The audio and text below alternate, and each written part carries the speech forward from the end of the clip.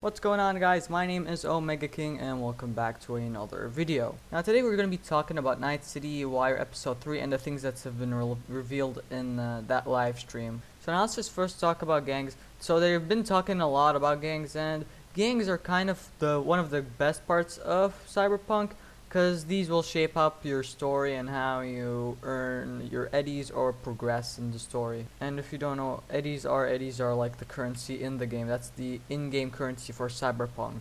Now there are a lot more details about the gangs, such as can you side or join the gangs. In fact, you can't, because V is a merc or a mercenary, and nobody trusts a mercenary or a merc in Night City. Now also another reason for this is there's a chance you might take on a gang that you've helped before, which sometimes you gotta make a very difficult choice. It's either the money or the loyalty of the gang.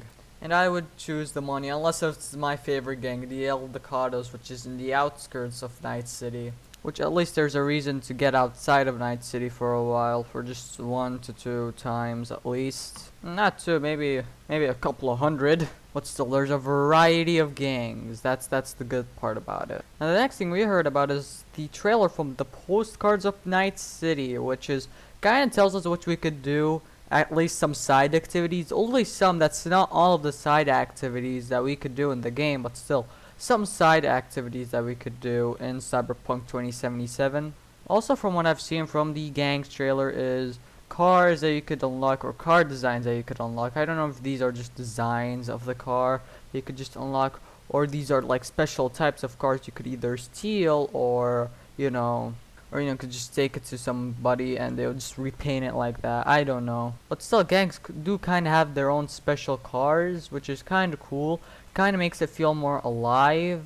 We also get a lot more details about the in-game world, such as, some alleyways might have some random events, or there might be an elevator taking you to another part of the map. That part about taking you to the other part of the map is kind of great, but let's first talk about the alleyways part. Sometimes random events appear, or somebody is in danger, or somebody might try and kill you, which is kind of fun. Gives you a reason why you should be careful in Night City. It kind of makes it more feel like Night City is actually not really a safe place to live, unless if you're like extremely rich or you're part of a corporation. What we have saw from Postcards of Night City is a rumor to be a game over screen. That's the image right there. I don't know if it's really the game over screen. It's not yet confirmed. I don't know. It's just part of the trailer that people think that it is the game over screen. I kind of think it's silly, since we do not know what the game over screen really looks like, because we haven't seen it, or B, we haven't actually died in the game yet. I don't know. People say once you get a game over screen, you might have to go back to your older save, which is true. I'm not gonna lie, it is true, but still, that I don't think that's what the game over screen really looks like. And the last thing I want to talk about from Night City Wire episode 2 is the PC system requirements. Turns out that most of us could actually play Cyberpunk 2077. Well, at least a huge majority of people who play on PC. Now, the OS, you'll need Windows 7 or 64-bit Windows 10. The DirectX version, you need DirectX 12. You need for the processors, you need an Intel Core i5 or 357DK or an AMD FX 8310.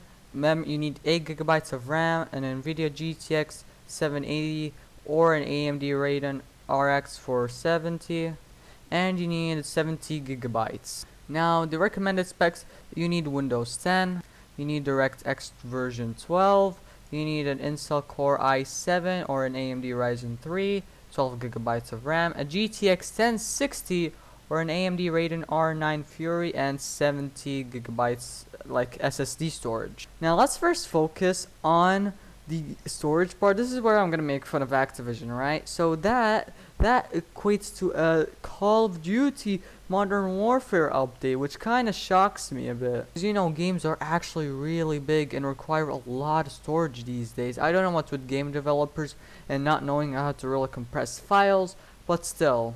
Okay, now this also really blows my mind right now, because Really, I did not know the game wouldn't be this demanding or not so demanding to the point where a lot of us could play it. I thought it would be so graphically demanding that that some of us might have to upgrade. Make sure you'll like the video, leave a comment, share it with a friend, and subscribe. Links to my social media is down below. My name is Omega King. I'll see you guys in the next one.